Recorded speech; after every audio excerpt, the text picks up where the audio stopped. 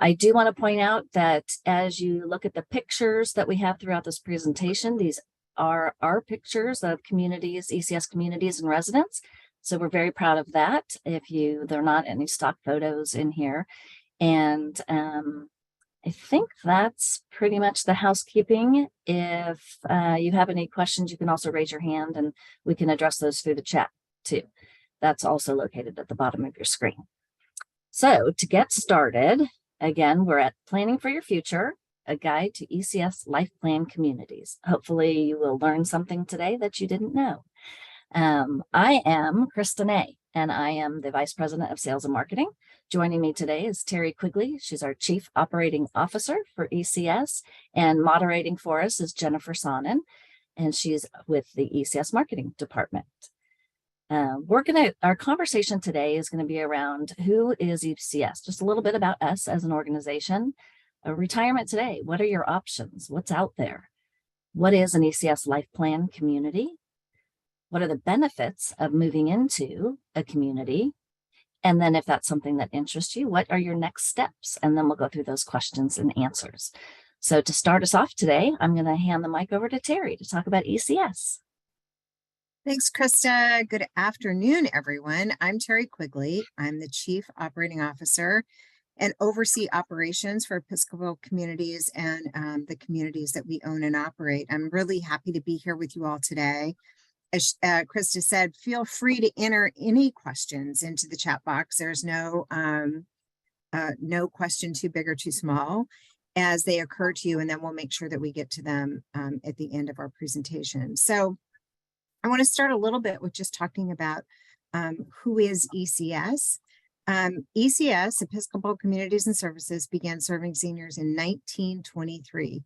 So that means next year we'll be celebrating 100 years of service, which is pretty spectacular.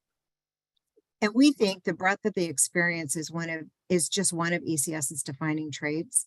But as people grow, and change, so do organizations. So over the last 100 years, there's been a lot of changes in senior living and in ECS, and we'll talk about those a little bit today.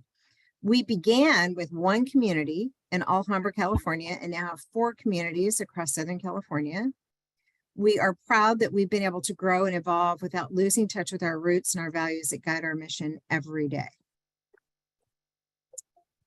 So the ECS difference is more than just our experience over the last 100 years. As a not-for-profit organization, that means we have no shareholders to pay, and we're continually reinvesting back into our communities. And we'll talk a little bit more about that in more detail later. Our residents are active contributors to the overall direction of our ECS communities and what life looks like in each of our communities as a resident.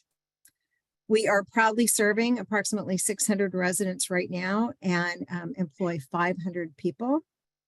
And as I mentioned, we have 4 communities, and that is comprised of 3 life plan communities and 1 rental community in Glendale as well. So those communities include and are located in the Canterbury, which is in Rancho Palos Verdes, the Covington, which is in Aliso Viejo in Orange County, and the Montecedro is in Altadena, which is just outside Pasadena.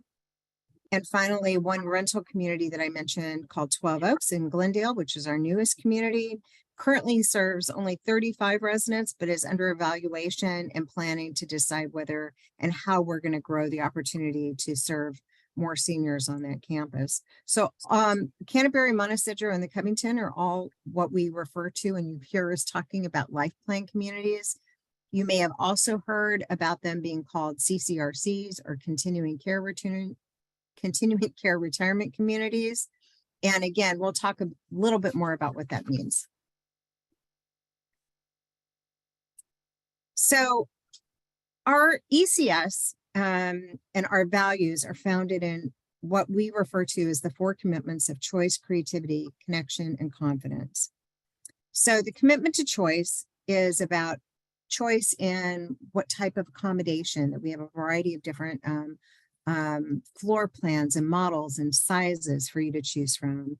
It's about choice in dining, where you want to eat, how you want to eat, and having great meals available to you. It's about choice in what kinds of activities that you participate in. It's about choice in personalized care. When you need care, how is that delivered to you? Creativity is the commitment for you to pursue your passions or discover new ones through our creative living programs. We've got a lot of new artists that have come to us as a result of moving into communities that have learned to paint and do pottery. Our commitment to connection really reflects what we think is a connection to friends, family, neighbors, and the community at large. So the communities of Rancho Palos Verdes, Altadena, Glendale, and Aliso Viejo are very much part of our communities as well. And finally, we have a commitment to confidence that you need to know that your needs are going to be met now and well into the future in your relationship with ECS. So these commitments provide the foundation for our approach to what we believe is a holistic health, wellness, and well-being style of life.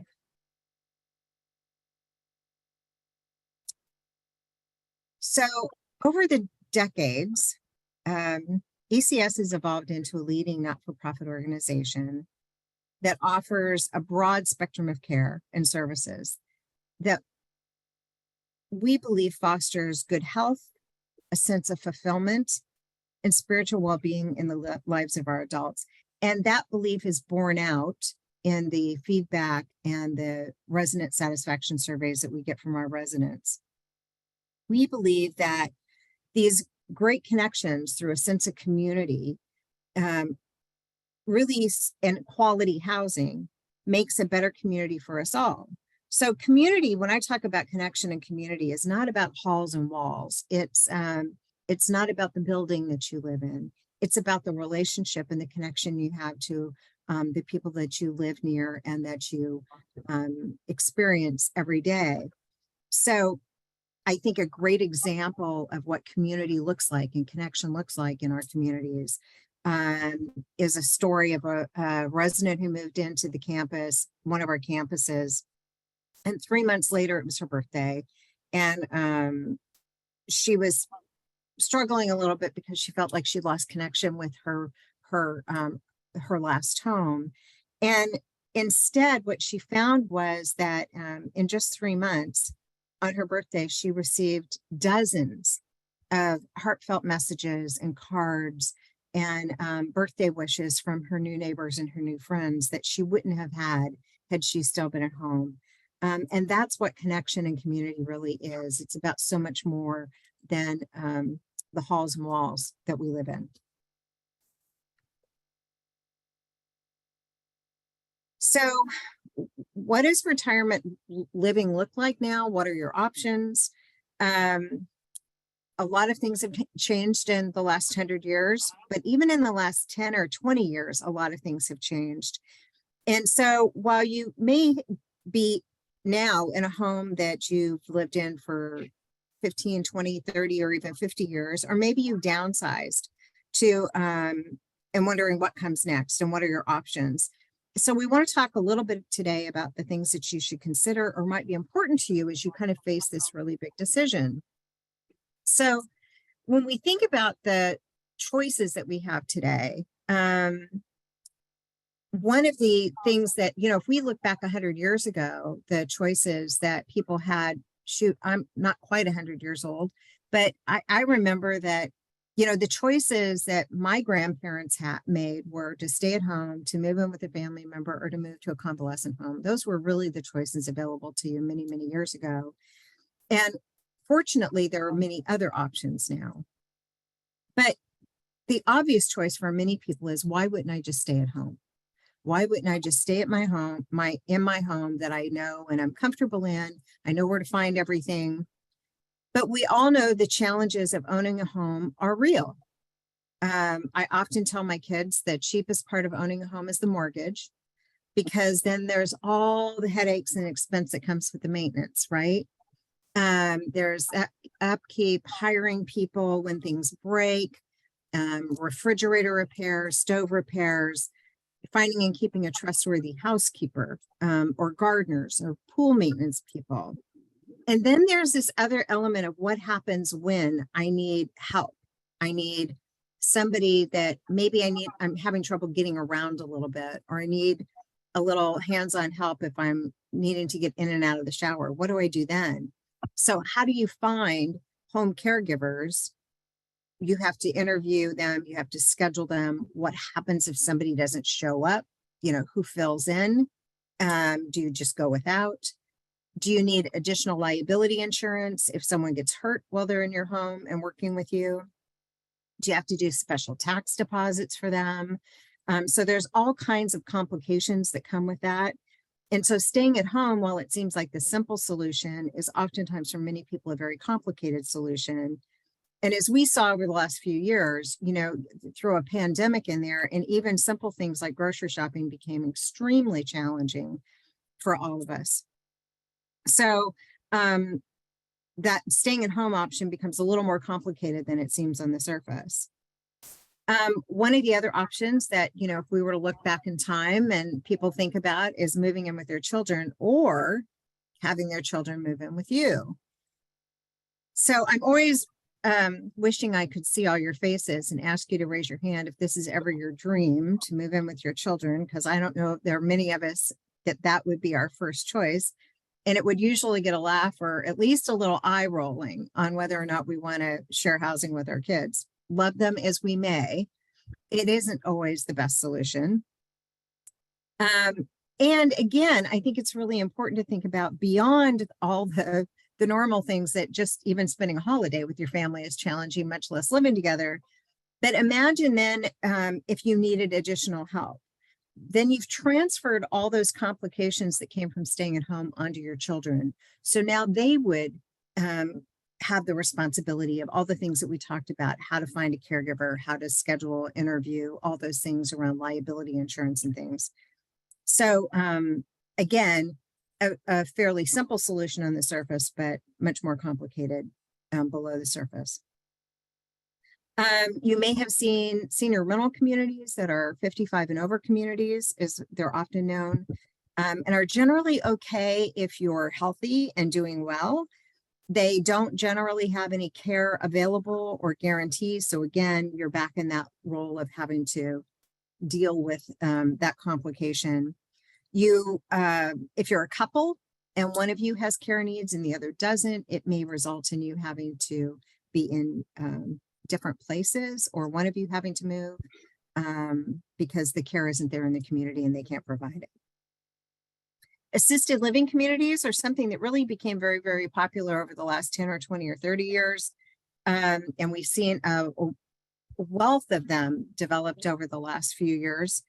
And I think it's important to look at an assisted living community as a kind of one level, one solution option for people.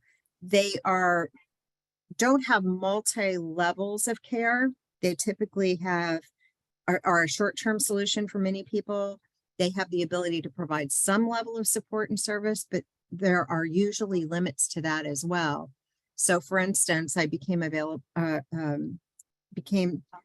of a couple communities that have caveats that if you move into assisted living and you need the help of more than one person to transfer or to walk, meaning to get out of your chair and into your bed, if you need more assistance than one person, that they can no longer care for you and you'd have to move to another community. So it's important to know what those limitations are there too. Skilled nursing or long-term care, or what we used to call convalescent homes back in the day, are really where they were really a solution where people went and stayed when they became towards the end of their life and stayed through the end of their life, are now really more short-term rehab facilities than they are long-term solutions. They're typically providing stays of no more than 2 or 3 weeks that are covered by Medicare or their insurance, and anything after that is private pay out of pocket and is very expensive. And quite frankly, not necessarily an environment that most people would choose if they had options. And then finally, there's this concept that we're talking about today, which is life plan community, meaning that there are multiple levels of care that support your plan for whatever you need, whenever you need it. And even if your need for care increases over time, there's a spectrum of services available, and you get to choose what you need and what kind of service you're receiving and where you receive it on the campus. So let's imagine you've gone through those options and you think about which type you want. Then you're faced with the decision of which one do I choose? So if you've chosen a life plan community or you're exploring a life plan community, how do you know which life plan community you're interested in? And I always tell people that every community has a personality that you kind of have to experience. And that personality is usually reflective of the values of the organization. So for ECS, our life plan community is our values, if you will, are around choices that we talked about, freedom and flexibility. So making sure that you have an exceptional lifestyle. We have resort style amenities, a community of like-minded neighbors, a continuum of personalized care that we'll talk again about a little bit more, and the peace of mind for you and your family, that your family knows that you're going to be well cared for, that your needs are going to be met. We got, for instance, a plethora of great stories and comments from our families in terms of how our residents felt safe, well cared for, that they had still had a great quality of life, even when we were in the very toughest times of the pandemic shutdown. And I think all this is borne out in our high levels of resident satisfaction as well. So the choice of a life plan community is really intended for you to know that you have a plan for now and into the future. So now Krista is going to talk to us about a little bit about what the benefits of that. So Terry talked about choice, creativity, connection, and confidence. We're going to talk about our communities within those pillars. And the first thing that, as you're looking at communities, there's kind of a misnomer that they're just studios in a hallway and that's your living space. And until you go to a community, you don't realize the opportunity and options that life plan communities afford you. We have anywhere from 6 to 24 floor plans at each community.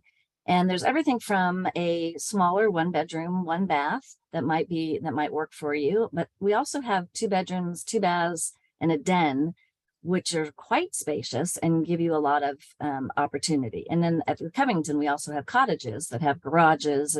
And so it's one of those things where you just need to see it.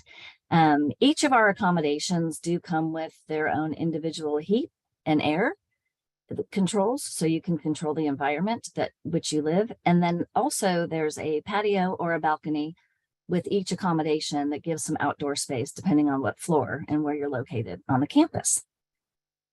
We also have the other thing that people ask all the time is, are these furnished? Because oftentimes we were touring and we're showing you furnished apartments, and those are just models. They do not come furnished. And the benefit of that is that you can bring all your own belongings, and then you can feel secure with your own treasures that you've accumulated over the years, and make it feel like home. Now, there are some people that choose to not bring a lot of treasures and start over and decorate. So that is a choice as well.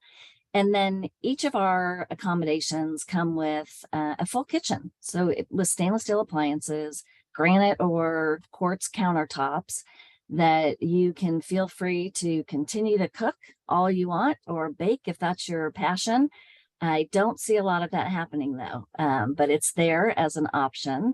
People don't feel like they can live without a kitchen, although now they move in and they never cook. So we've seen some of our ovens turn into storage areas, but it is there for you. You have choice in crafting the life that you want. You've got your apartment. And then you have all these other spaces. Oftentimes when we meet with people that are leaving a 4,000 square foot home, you really ask, how much of that home are you really living in? And it really is only a handful of rooms. In a life plan community, you have your apartment that is yours, but you also have the whole campus. And on the campus are pools and fitness centers, art studios, card rooms, libraries, walking paths. Some of our communities, as you see in the upper left picture, we've got putting greens, we've got a wood shop and bocce ball and resident gardens to still get your hands dirty. I just saw a picture of some tomatoes at Covington. So, you can still have those passions and do those extras outside of your accommodation. The creativity. So there's benefits, there's choice, really of the community, as Terry says, has a different personality, your accommodation and the spaces that are important to you. And then there's the whole concept of creativity. And this is really for you to live your life as adventurous or easygoing as you choose. And again, these are our residents. So you can go skydiving, NASCAR racing, you can just have a cup of tea with your friends or family, play cards, learn how to paint. There are so many different things that you can choose to do, and as you can be as creative as you choose to. People who visit our communities always say that this is the most active seniors that I've ever seen, and this is part of our creative living philosophy. Residents and team members work together. Oftentimes, as our resident changes, our programs change, because you might at one time have somebody that's interested in these types of activities, and then there's new people that come in that bring new programs to the communities. Some of the things that we have as part of our creative living, we do have partnerships with many Southern California cultural and educational opportunities. This slide gives you just a taste of some of the partners that we have. And these will bring enrichment programming that we might have some private plan trips, or these partners bring programs to us that are exclusive to our residents. And again, it's part of the creative living that helps ensure that your life that you live is as vibrant as you are. And we have, as part of this program, a commitment to lifelong learning. So there's a lot of educational classes that come with this. Each community offers a robust array of social activities. We do outings, we do educational health and wellness opportunities, and creative living in our minds. And what we choose to use as a framework is to really continue to nourish your body, mind, and spirit as part of your living at a life plan community. So as part of connection, let's see, we have an array of activities. So as you connect with people, we talked about the community, and we feel like we're stronger together, and we have a lot of opportunity to join in if that's what you choose to do. So we do have a meaningful social connection that comes in many forms. As you see here, we've got it's a multi-purpose room that's set up as a church service. And then each community, our life plan communities, do have a full-time chaplain. Although they're Episcopalian, that's not a requirement. We serve all faiths, and it's just there. If you want, we do have non-denominational services for everybody. And then you see the fitness room here. We've got group fitness. We've got everything from balance, just simple balance, to boxing. And everything in between. We have social and holiday events. We just got through serving a lot of folks and guests at Thanksgiving, and we're gearing up for Christmas, which will be as busy or busier. We do have many outings. We have a transportation department in each of our communities that give the opportunity to, should you not drive anymore, you can be taken to the store, to the mall, places that you go on a regular basis. We will take you, certainly. And then we do fun stuff, like we're going to go see some holiday lights and dine out and go to the theater. We have walking clubs, so a lot of opportunity there to connect with your fellow residents. And then we have the continuous learning piece that could be anything from learning how to do pottery or paint to learn how to speak Spanish or learn about history. We also have learning about each other. So lots of opportunity there to keep your mind busy. And then there's also just an active independent lifestyle. You know, you with our communities, there's a lot of like-minded people, as you tend to be drawn to the personality. Those same people are drawn to the same type. So you have like-minded friends, and there's a ton of friends that you have yet to meet. So that's always exciting. People always say, I have enough friends. I have enough, you know, I've met people. I don't need to meet anybody else. And the amazing friendships and support that come from our residents to each other, as Terry talked about in that one example of the resident that received all those birthday cards. And they weren't just cards signed. There was really heartfelt notes in I'm looking forward to getting to know you. I'm glad I met you. And they're really genuine.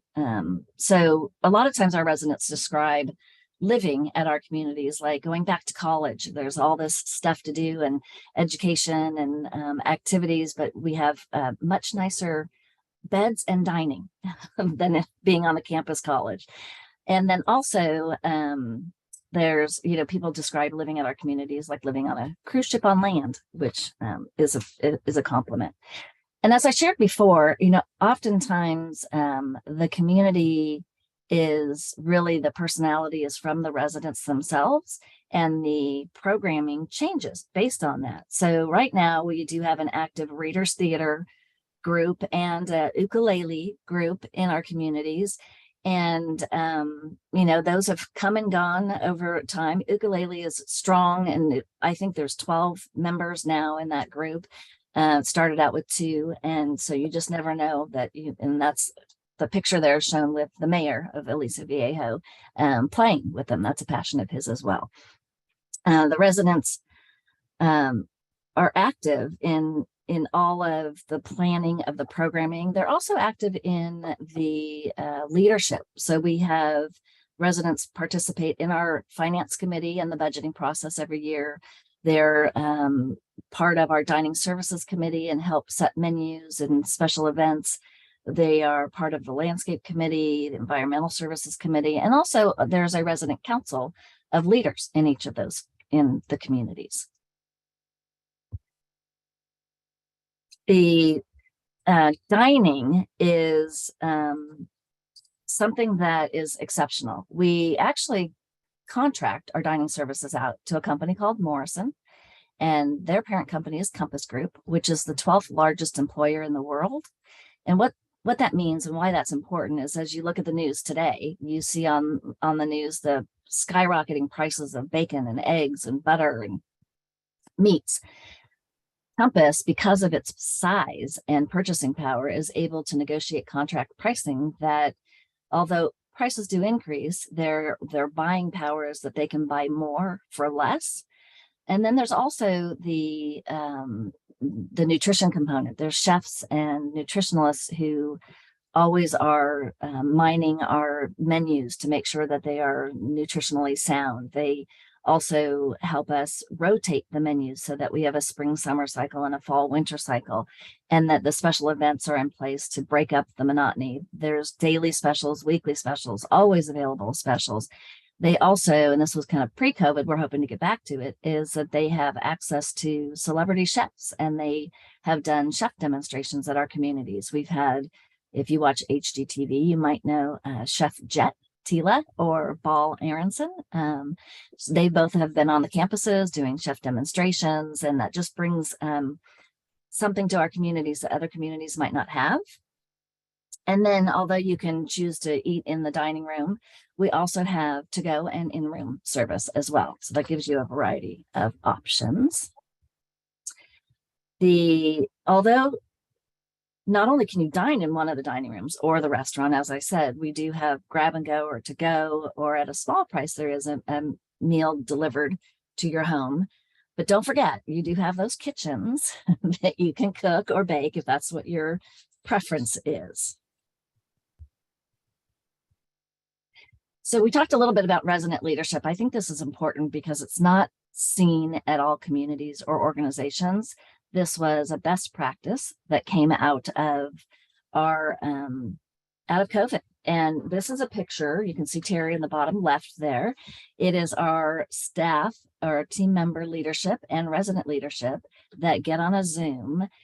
During COVID, it was a weekly event. It's not that frequent today, but it is an opportunity for executive leadership and resident leadership to talk and discuss, and to it allows the opportunity to discuss any challenges and to take small issues today that might grow into bigger issues and handle those before they happen. And with COVID, we were able to just check in with each other. What's working, what's not working, what do we do next? And it was invaluable, and again, has remained as a best practice within our organization. And you don't see that. And that's a question to ask if you're touring and looking.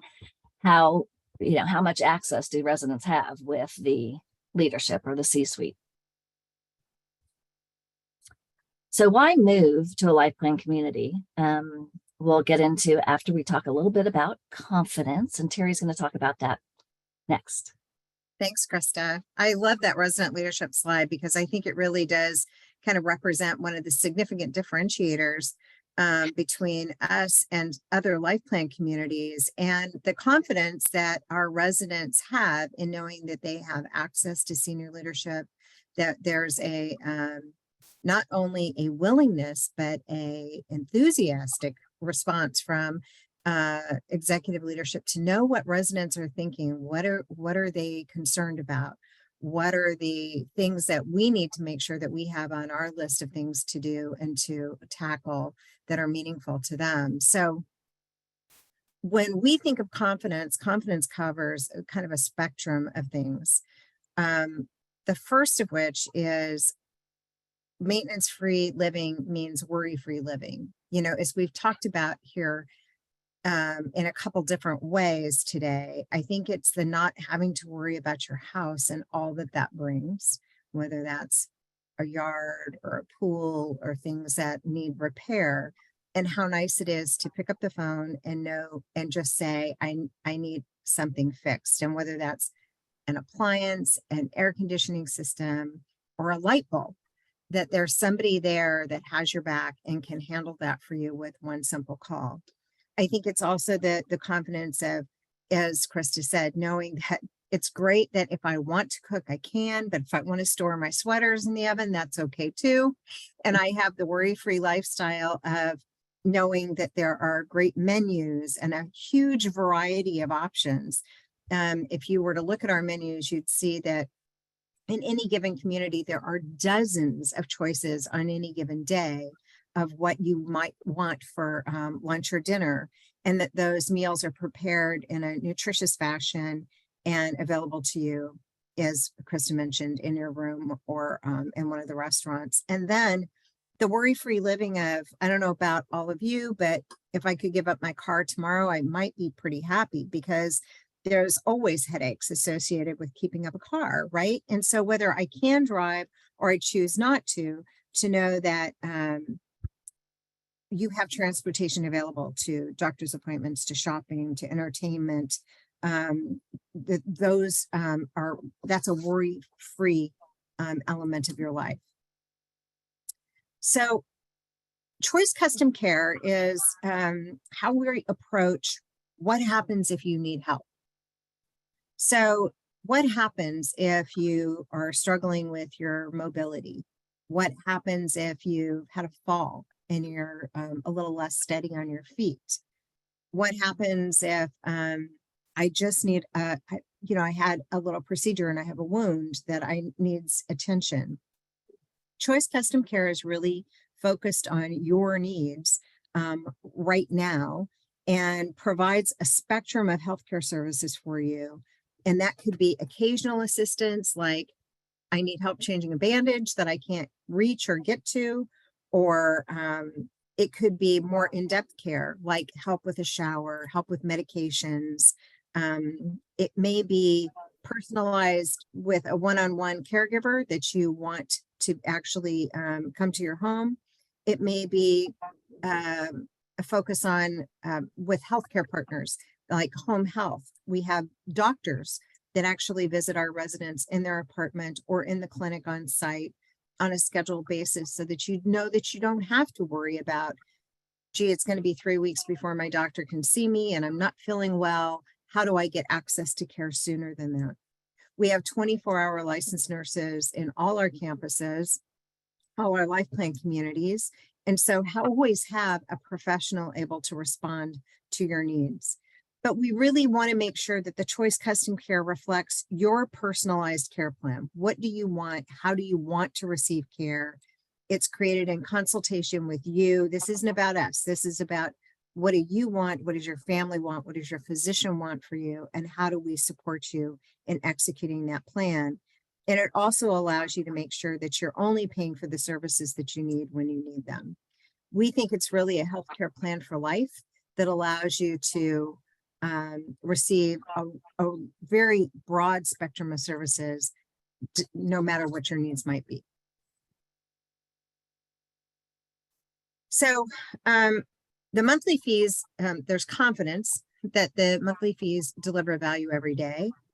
Through all these things that we've talked about, whether it's dining, the creative living programming, our active fitness, which includes, we have trainers and classes and a gym, housekeeping in your apartment, transportation, knowing that your utilities and cable, all those things, and an emergency response is covered for you.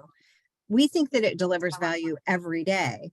And while monthly fees increase generally annually to meet rising costs over time, they do insulate you from the volatility and the unpredictability of owning or maintaining a home, like having a pool that has a crack, or needing a new roof, or water leaks in your home, that you are insulated from that volatility and the unexpected costs associated with that. Then there's the confidence that comes with being part of a not-for-profit and the nonprofit promise. ECS is, as a not-for-profit organization, is motivated by service to residents, not profit. So does that mean money doesn't matter? Absolutely not. But it does tell you about what is our priority when we're creating, from the revenue and any profits that we create in our organization. So the money that is derived from the communities is reinvested back into the communities.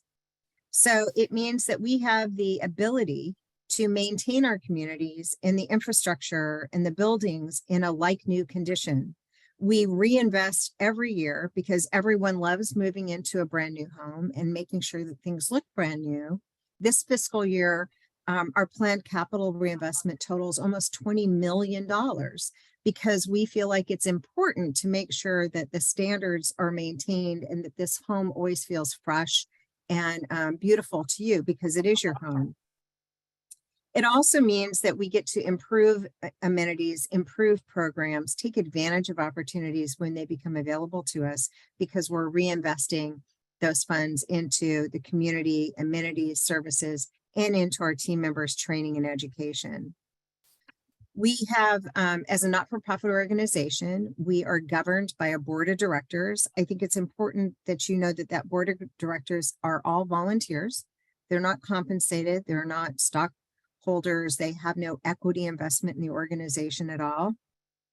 But they're made up of leaders from businesses, real estate, legal fields, healthcare fields in the areas that we serve. It's also important to know that we have no stockholders, no equity owners. So that means that we don't pay anybody a dividend or a profit share because they own the company. The company is owned by the organization as a not-for-profit, and there are no payouts to stockholders. Most important, as we talk about the not-for-profit promise, is a true peace of mind for every resident. That when, as a not-for-profit, when you move into an ECS community, we are committed to you, to be with you for the rest of your life. Even if something, through no fault of your own, depletes your financial resources, this is care for life. We've got you. So if for some reason, unexpected reason, that your financial resources are completely depleted, you will know that you won't be asked to leave an ECS community because of an inability to pay. So this is really a care for life commitment that we have for you as a not-for-profit, and tremendous peace of mind for you and your family. I think there's confidence and transparency, along with the access to senior leadership that comes from our resident leadership. We're transparent in terms of our communication and our collaboration with residents. So things like resident collaboration and budget priorities. We actually have a budget committee in each community that has an opportunity to give us their feedback on things that need attention on the campus, or is there a place that we need to be spending more or less money? What are your ideas as it relates to our budget? We're completely transparent about, we do an annual capital reserve analysis. So we have a consultant that comes in and says, hey, your air conditioning system is going to need attention over the next few years. It gives residents also the opportunity to say, hey, have you noticed that, that walkway needs some attention? So we're looking at the capital reserve together to make sure that all the things that are important are getting taken care of. You can expect to have access on site to senior leadership. We're there much more often, but we have at least semi-annual meetings with the residents so that you can hear kind of a state of the union, what's going on, what are the priorities, what are the challenges that are being faced by both your community and by the organization overall. We have finance committees in each of our communities that if that's your gig and you want to know what is going on with the budget, how are we performing, that there's a finance committee that reviews our financials every month. We're audited by Moss Adams, which is a large healthcare auditor, and I've had no significant issues in any of our audits. And finally, we receive an A- rating by Fitch, which is a debt or bondholder credit rating company. We're actually financed with fixed rate long-term bonds. So we have stability in terms of our financial projections. And when we look at our assets, we know what those costs are going to be. There's nothing that's moving up in our debt that we need to be concerned about. So there's a lot of financial strength that comes with confidence in ECS. So if you don't know who Fitch is, I bet most of you do. They're one of the debt credit rating organizations, and they've given us an A- rating. There are only about 20% of all life plan communities that are rated by credit rating agencies at all.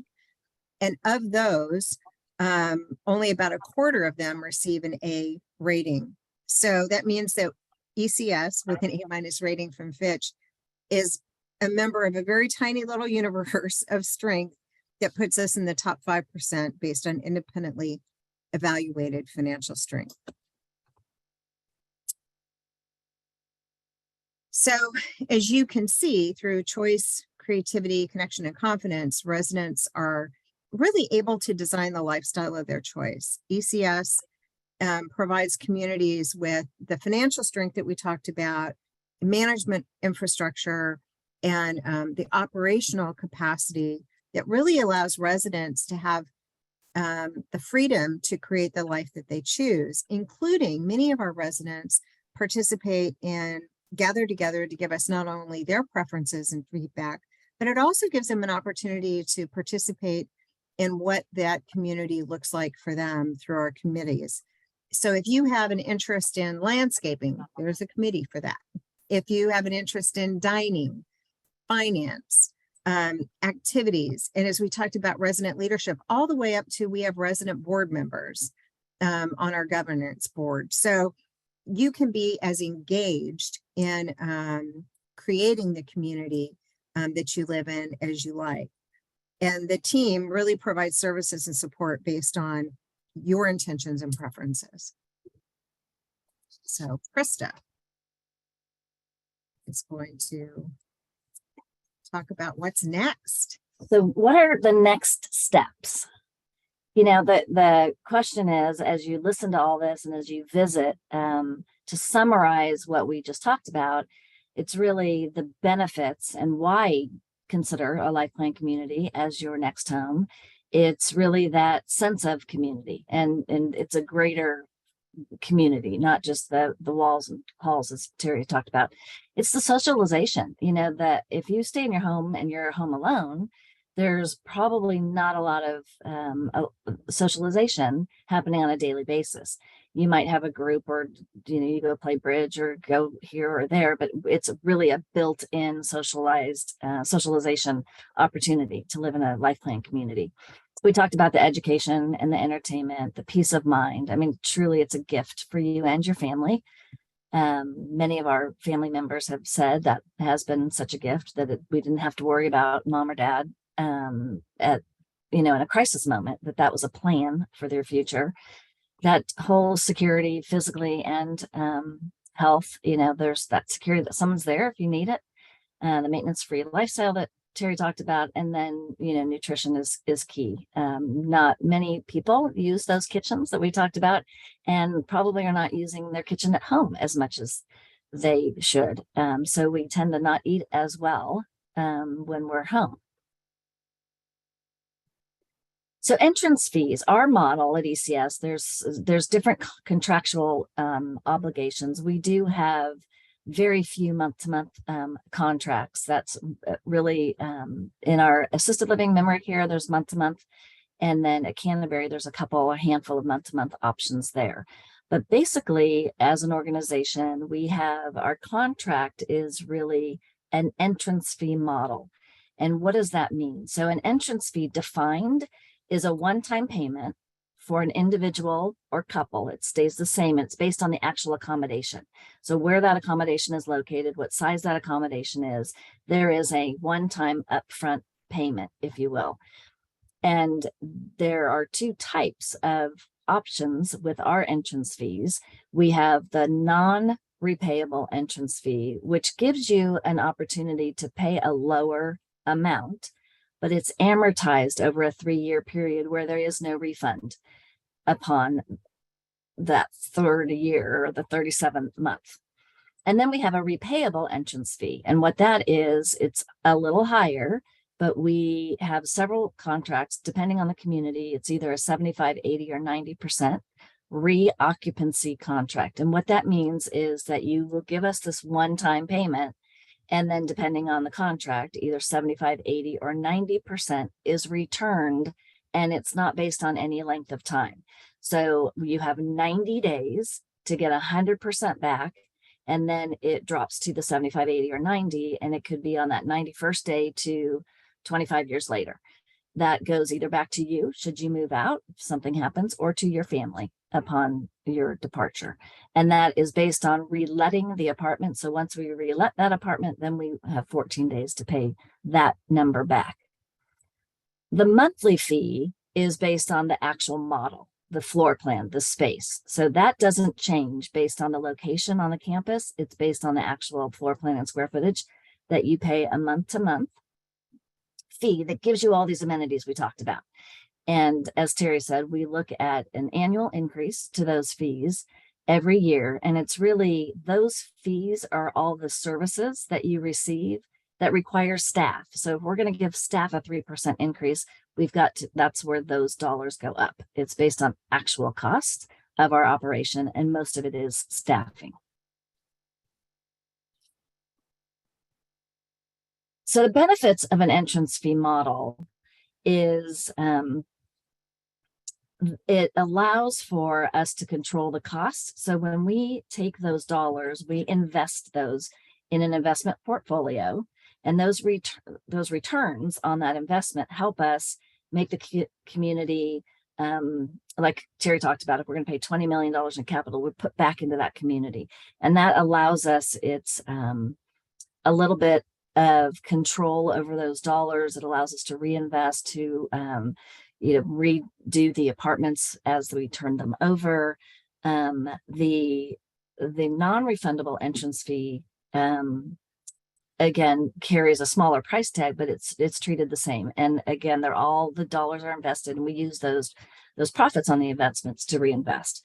There's also no volatility. So if you are in an entrance fee to 75, 80, or 90%, you are guaranteed that 75, 80, or 90% dollar amount. There is no volatility in our return to you. That it's so if the stock market goes down, we don't adjust the refund accordingly. It's that same dollar amount. So you're guaranteed that number back.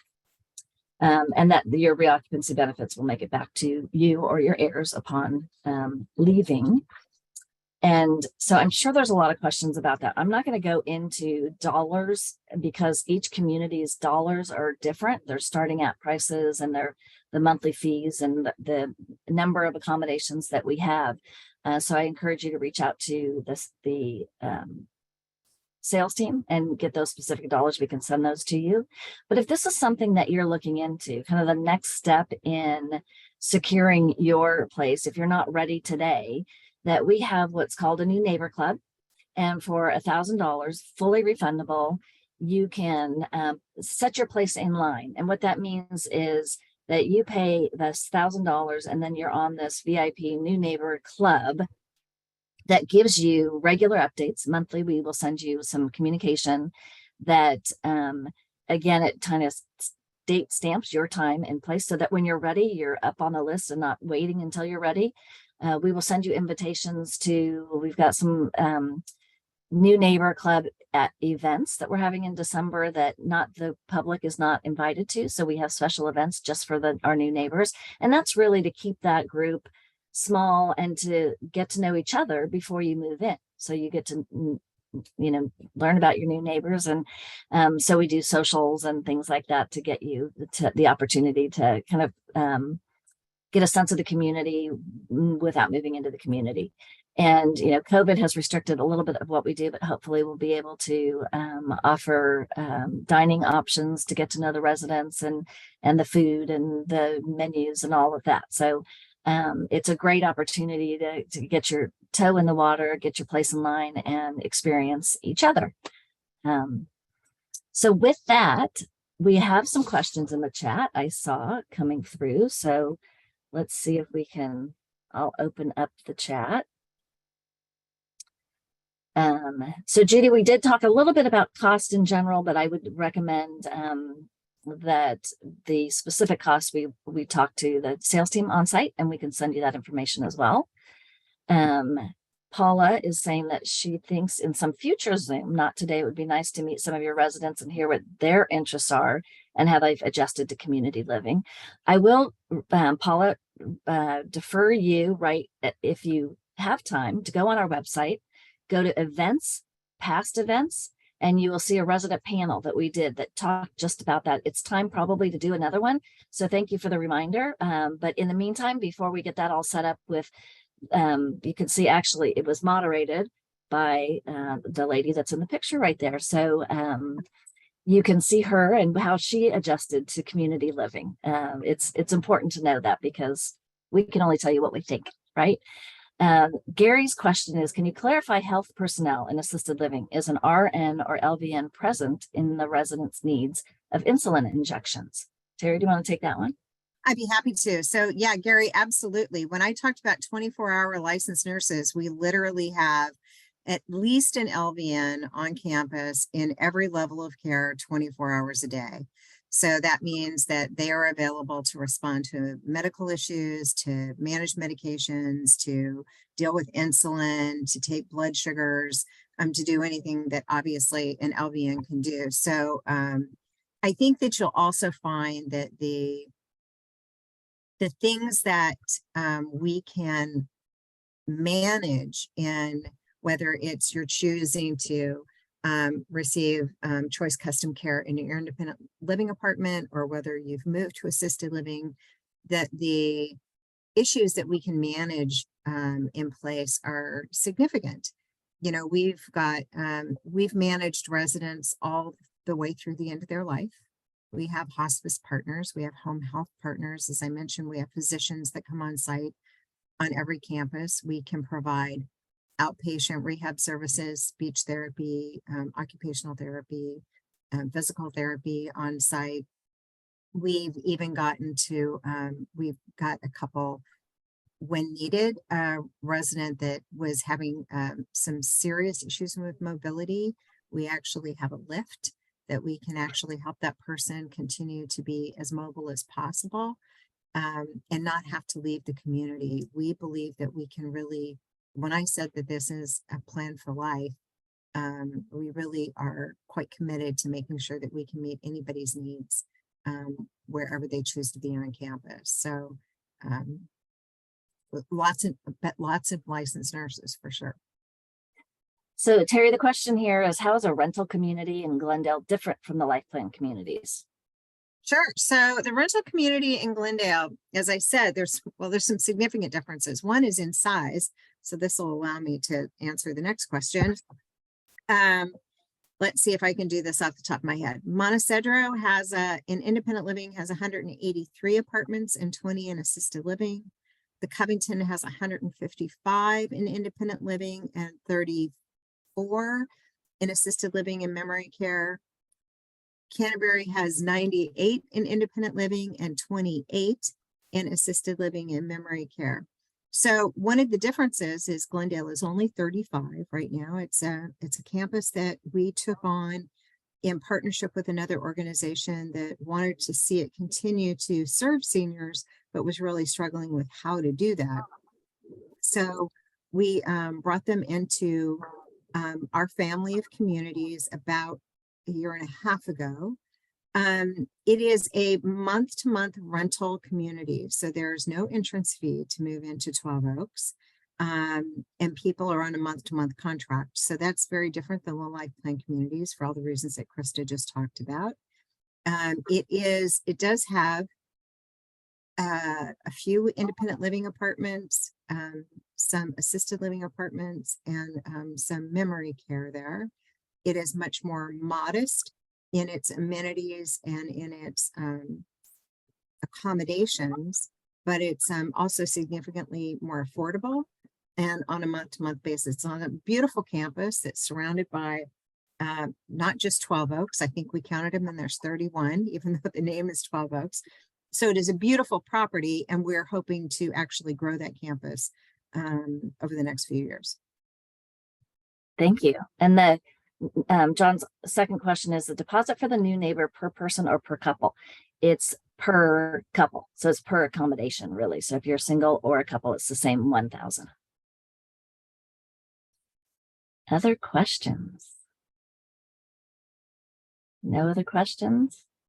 We do have this recorded, and it will take a couple days, but we will get the recording to you so you can review it or replay it if you choose, or send it along. It will be also on our website. So you will find this on our website as well in the future. It'll probably take probably early next week. So we'll get that to you. We really appreciate you joining us. It's wonderful to have you, and hopefully you'll come tour some of our accommodations and reach out to the teams at the Covington, Montecedro, Canterbury, and then 12 Oaks. So thank you for being here. We appreciate it, and enjoy the rest of your day. Thank you all.